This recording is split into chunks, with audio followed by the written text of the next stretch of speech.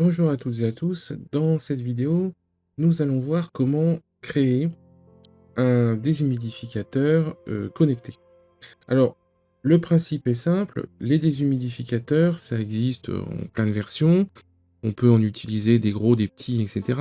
Nous, l'idée ici, c'est d'utiliser un déshumidificateur qui n'a pas de thermostat interne, qui n'a pas d'hygrostat interne, pardon, donc qui n'est pas capable de, euh, de se réguler, donc qui est soit tout le temps allumé, soit tout le temps éteint. Alors, ça sert surtout pour les petits déshumidificateurs, qui vont pas coûter très cher, pour les petites surfaces comme les salles de bain, où vous avez besoin de faire baisser l'humidité pendant, on va dire, quelque temps, une fois que vous avez pris votre douche ou votre bain, mais que globalement, vous n'avez pas besoin de le faire tourner toute la journée et vous n'avez pas besoin d'un gros déshumidificateur. Donc pour ça, on va utiliser Home Assistant et on va utiliser donc 2 modules. Le premier module, ça va être un module donc thermomètre Wi-Fi ou qui va nous permettre de récupérer l'information de l'hygrométrie. Donc là, ici, on va avoir soit ce modèle-là, donc qui n'a pas d'écran, mais qui coûte que 14,99 € sur Amazon.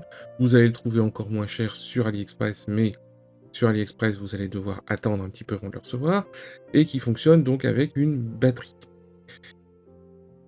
Le deuxième élément que l'on va avoir besoin, alors ici on a une autre version, voilà, qui coûte un petit peu plus cher, mais qui a donc un affichage avec, la date, l'heure, la température et l'hygrométrie. L'avantage de cette version, c'est qu'elle sert également alors pas de réveil, mais elle va servir par exemple d'écran pour indiquer l'heure dans votre salle de bain, d'autant que l'heure se met à jour toute seule via, l'application Smart Life et via donc le réseau Smart Life. Le deuxième élément dont on va avoir besoin, c'est ceci, donc une prise connectée, qui elle aussi est compatible donc avec Smart Life. Voilà, c'est ça qui est important, c'est que ce soit des prises connectées Wi-Fi compatibles avec Smart Life. Alors ça peut être Wi-Fi, ça peut être aussi des prises connectées qui sont sur d'autres protocoles, comme par exemple des protocoles de domotique. Voilà. Le principe évidemment, c'est que si vous utilisez une prise avec un protocole, il va falloir que vous ayez l'antenne qui va avec. Bon, moi dans mon cas présent, c'est le cas. J'ai du Zigbee. Alors l'avantage du Zigbee, c'est que si vous avez beaucoup d'appareils domotiques, comme par exemple, si vous avez, de nombreuses prises connectées, et cetera, bah, ça va vous permettre de ne pas consommer des IP sur votre box, puisqu'en fait, votre box internet, elle est capable d'attribuer un certain nombre d'IP, alors souvent 128 ou 255 IP, mais elle n'est pas capable d'en faire plus. Donc à partir du moment où vous utilisez énormément de domotique, ça peut vous poser des problèmes. Voilà. Donc là, j'ai sélectionné pour vous du Wi-Fi. Je vous mettrai les liens dans la description, mais on peut utiliser bien entendu du Zigbee et ça fonctionnera parfaitement. La première étape, donc, va être de connecter ces appareils-là à votre application Smart Life sur votre smartphone. Donc ça, je vous laisse le faire. C'est très simple, hein. Vous suivez le mode d'emploi qui est indiqué sur l'application Smart Life sur votre smartphone. C'est compatible avec Android ou avec iOS. Vous faites ajouter un nouvel appareil, vous lui donnez un nom, vous le mettez dans une pièce ou pas, vous n'avez pas besoin de le faire. C'est mieux si vous voulez vous y retrouver sur votre téléphone, mais globalement, on n'a pas besoin de le faire puisque on va le refaire également sur Home Assistant. Alors l'étape suivante va être ici, donc dans Home Assistant. Moi j'ai déjà ajouté dans la salle de bain le fameux thermomètre, il a déjà été ajouté, et donc voilà, il indique qu'il fait 22,6 degrés et 53% d'humidité.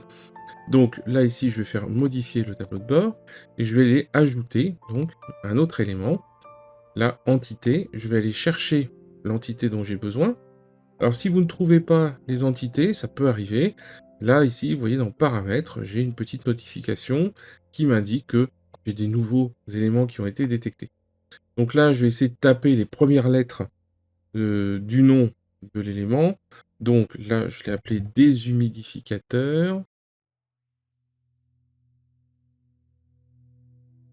Donc là, pour l'instant, il ne l'a pas trouvé. Debout, switch, non, je ne l'ai pas.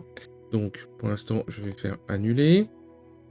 et je vais aller chercher, donc, dans les paramètres, ou directement dans les notifications, check it out, je vais aller chercher dans Tuya, si je retrouve cet appareil. Donc là, je ne le trouve visiblement pas puisqu'il s'appelle déshumidificateur. Non, je ne le trouve pas. Donc, qu'est-ce que je vais faire? Je vais tout simplement redémarrer Home Assistant pour qu'il retrouve les différents objets. Alors, là ici, là dans paramètres, j'ai ici paramètres. Je vais en profiter. Là, j'ai une mise à jour de l'imprimante 3D. Donc là, voilà, il est à jour. Ah, donc là, j'effectue un redémarrage. Et j'attends que ça reparte. Là, il a redémarré. J'ai toujours une notification des éléments. Alors, je vais en profiter pour aller essayer de le retrouver. Donc là, ça va être à nouveau des humidificateurs. Voilà, il le retrouve bien. Donc là, il trouve bien que c'est un OBS Smart Socket 20 ampères. Alors ça, c'est un vœu pieux, on va dire, puisque en réalité, il ne va pas supporter 20 ampères en permanence, hein, faut pas rêver. Mais au moins, il existe. Ok, donc là, maintenant, je vais dans Maison. Là, ici, je vais le rajouter. Alors, cette opération, elle n'est pas indispensable de le rajouter. C'est juste parce que comme ça nous permet de voir l'état de l'entité. Déshumidificateur, comportement la mise sous tension, mode voyant lumineux, prise 1. Voilà, c'est ça qui m'intéresse. Voilà, hop, donc déshumidificateur, prise 1. Voilà, le comportement, donc, éventuellement le comportement la mise sous tension, le mode du voyant lumineux, tout ça, ça m'intéresse pas, parce que j'ai pas besoin. La prise va être cachée, donc j'ai pas besoin de voir ce qui se passe au niveau du voyant lumineux. Éventuellement, je peux faire le comportement la mise sous tension, qu'il reprenne l'état précédent. Je fais enregistrer. Voilà. Tac. Donc là, on retrouve la prise. Alors, j'aurais dû peut-être changer et mettre cette version-là. Bon, c'est pas très grave. Voilà. Donc là, désactiver. Je vérifie. Tac, tac. Ok, ça fonctionne. Et là, déshumidificateur, se souvenir du dernier état. Parfait. C'est ce que je voulais. Tout va bien. Je changerai éventuellement la fiche plus tard pour mettre une fiche qui est peut-être plus adaptée, voilà, en fonction d'eux. Là, peut-être modifier. Là, si je mets la prise en premier, non. Je vais changer je change de version de fiche éventuellement. Ça pourrait être sympa, mais voilà. Alors ici, je vais le remettre là. Là. Et je peux éventuellement,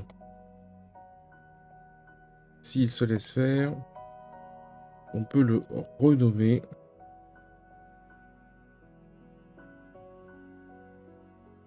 Là, c'est bien l'objet.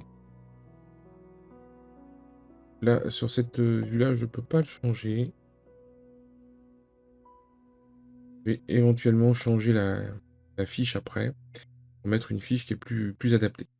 Bref, c'est pas exactement ça qu'on voulait. Là, je fais terminer. Et puis, je vais maintenant donc ajouter dans paramètres, je vais ajouter des automatisations. Donc la première automatisation, c'est l'automatisation pour que lorsque le taux d'humidité est trop élevé, ça s'allume. Donc créer une automatisation. Quand j'ajoute le déclencheur, donc le déclencheur, c'est salle de bain, température, pareil, entité, état, non, état, c'est peut-être même pas ça. Entité, c'est pas son état. Je vais changer ça. Oui, je vais ne pas enregistrer. Faire une nouvelle automatisation. Créer une automatisation.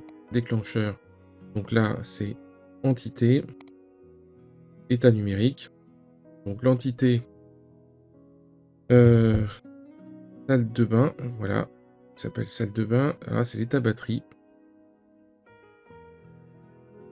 Donc là, c'est température, thermomètre, salle de bain, humidité. Voilà. Humidité. C'est tout. Donc l'attribut.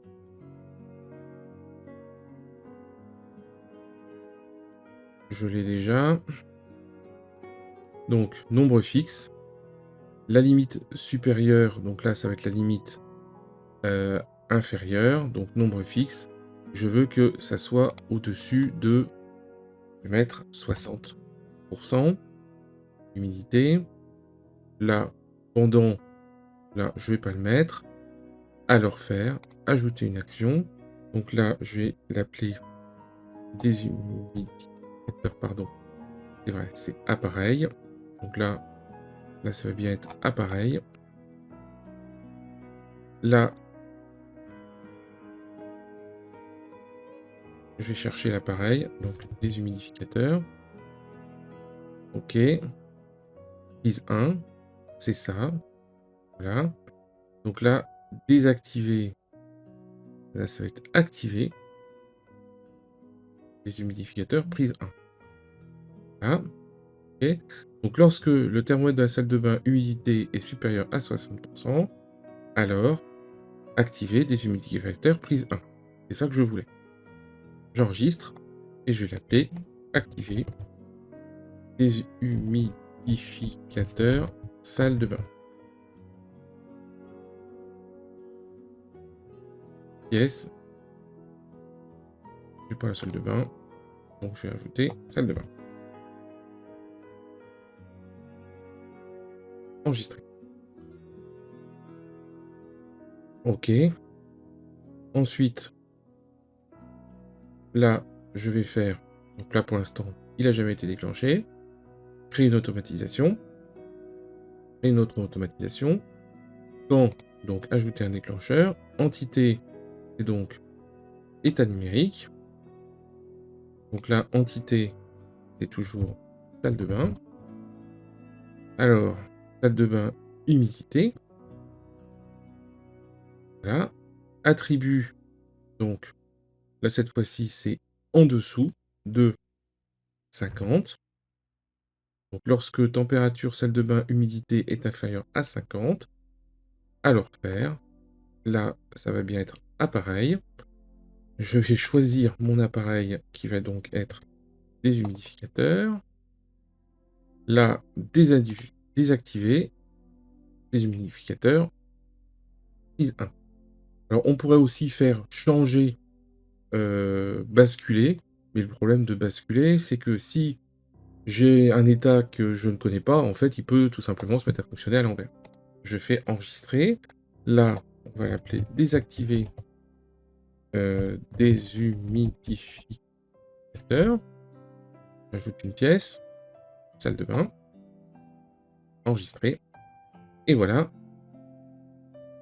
Les deux éléments sont réalisés. Donc, activer des humidificateurs salle de bain et désactiver des humidificateurs. Alors là, je vais éventuellement paramètres. Donc, je peux changer son nom. Déshumidificateur salle de bain. Mettre à jour. Voilà. Si je veux cliquer dessus, je peux la modifier. Donc là, si par exemple je trouve que 50 c'est encore trop haut, je peux changer ici. Voilà. Je retrouve la même chose. Donc toujours se souvenir, la limite supérieure, c'est je veux que ça soit en dessous de 50. D'accord. Donc la limite supérieure, c'est-à-dire que lorsque c'est inférieur à 50, et ici c'est lorsque on est supérieur à 60. Donc, qu'est-ce qui va se passer? Lorsque je suis inférieur à 50, eh bien, le déshumidificateur va s'arrêter. Lorsque je suis supérieur à 60, le déshumidificateur va s'activer. Voilà. Il me suffit maintenant d'aller brancher le déshumidificateur sur la prise, et ça va fonctionner tout seul. Alors, j'en profite, tant que je suis ici, pour modifier cette fiche. Donc là, je retourne ici sur ça. Je vais faire ajouter une carte. Là, je vais faire une carte par entité, tout simplement. Et là, dans salle de bain, je vais faire parmi les choses. Donc dans la salle de bain, on a, je veux donc, je veux ajouter la température. Donc là, c'est l'humidité. Je veux ajouter la température. Alors, température salle de bain, température. J'en ai deux. Tiens, c'est assez étonnant. Voilà, ok. Donc, on triera après. L'état batterie. Et activer et désactiver le déshumidificateur. Je fais continuer. Voilà, donc là, on retrouve bien sur des... On retombe bien sur cette fiche.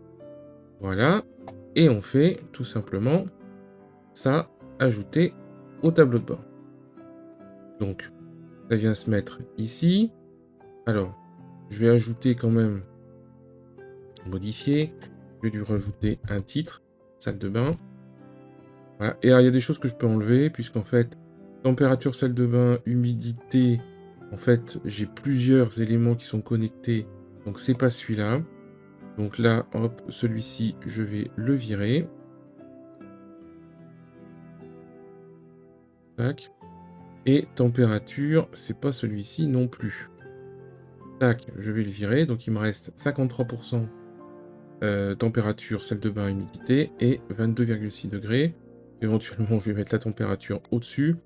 L'état batterie, il me sert pas, puisqu'en réalité, j'ai une autre fiche avec tous mes états batterie. Voilà. Là, désactiver, activer, là, en fait, ce sont les automatisations, donc ça, je vais les enlever. Voilà. Et tout simplement, je vais rajouter comme entité le déshumidificateur. Donc, comportement, se souvient du dernier état. Déshumidificateur. La sécurité enfant, on va pas l'activer. Et ça va être tout simplement prise 1. Donc là, je vais la mettre comme ça. Voilà. Ici, on a la possibilité, là, de changer le nom. Là, je vais l'appeler tout simplement température. C'est quand même plus simple. Là, ici, on remarque que l'icône, il a déjà bien choisi. Je reviens en arrière. Attention, je ne fais pas enregistrer, parce que si je fais enregistrer, ça ferme la fiche. Là, ici, donc, ensuite, humidité, je vais changer pour marquer juste humidité. Voilà, ça me semble pas mal. Tac. Non, je me suis trompé, pardon. Pardon. Je me suis trompé. C'est bizarre qu'il l'ait pris.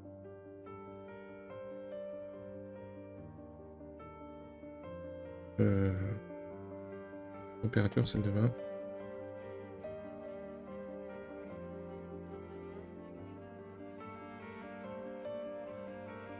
Thermomètre, salle de bain. Voilà. Donc, voilà. Et là, le nom. J'ai fait l'erreur de débutant. Prise 1, donc là, je vais juste mettre des humidificateurs, hein, ça sera suffisant. Là, on a bien la bonne icône. Bon, icône de prise. Ok. On revient dessus. Là, je vais faire colorer en fonction de leur état. Si j'active, voilà, elle apparaît en jaune, c'est assez rigolo. Se souvenir du dernier état, comme ça, j'aurais pas besoin de revenir dessus. Je peux éventuellement lui mettre un en-tête, une pied de page, j'en ai pas trop besoin. Le thème, donc, on va faire du Fluent Blue. Voilà. Alors, on en a d'autres. Hein. On a iOS Dark Mode Blue, qui est assez sympa. Light Blue... Blue, ouais. Blue Red Alternative Dark Blue. Bon, voilà, on va essayer ça. Hop, et on valide. Et donc là, j'ai salle de bain qui est ici, qui est sympa. C'est bien ce que je voulais. Je vais la remettre ici. Donc celle-ci, je peux la supprimer, j'en ai plus besoin. Hop, voilà. Et là, je retrouve bien ma salle de bain qui est ici. Voilà, donc là, je peux les positionner un peu comme je veux. Et là, on retrouve bien, donc, salle de bain, voilà, il est bien en middle. Voilà, j'ai bien mon thermomètre de salle de bain avec sa batterie. Là, je vois que j'ai mon Altea qui a besoin que on remplace, qu'on recharge la batterie. Je vous montrerai d'ailleurs la prochaine fois comment est-ce que je vais pouvoir créer une, automatisation pour que Home Assistant me signale quand les batteries sont en trop mauvais état. Voilà. Donc là, je fais terminer et j'ai plus qu'à les brancher. C'est bon, on a créé un élément connecté. Alors, on peut le faire sur des automatisations comme ça sur plein de domaines différents. On peut faire des automatisations sur la température, on peut faire des automatisations sur l'hygrométrie.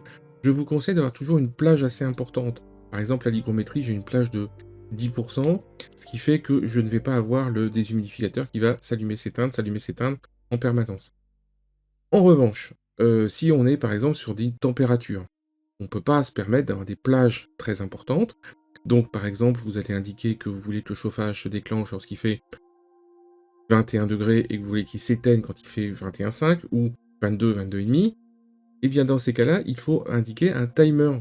Tout à l'heure, quand j'ai créé mon automatisation, il y avait un timer qui m'indiquait: «Est-ce que vous voulez?» et cetera. Voilà. Et bien dans ces cas-là, on va utiliser donc ce timer et on va indiquer par exemple lorsque la température est inférieure à 22 pendant, 10 minutes, et bien hop, ça se déclenche. Ou lorsque la température est supérieure à 22,5 pendant 5 minutes, hop, ça se déclenche. Ça va éviter les déclenchements intempestifs et ça va créer des cycles qui font au moins 10 minutes pour éviter qu'on ait un allumé-éteint qui va, potentiellement user le matériel, faire du bruit et cetera et cetera. Voilà. Si vous avez, d'autres questions sur l'utilisation de Home Assistant, n'hésitez pas, je vous créerai les petites vidéos qui correspondent. Voilà. Je vous souhaite une bonne soirée et je vous dis à très bientôt.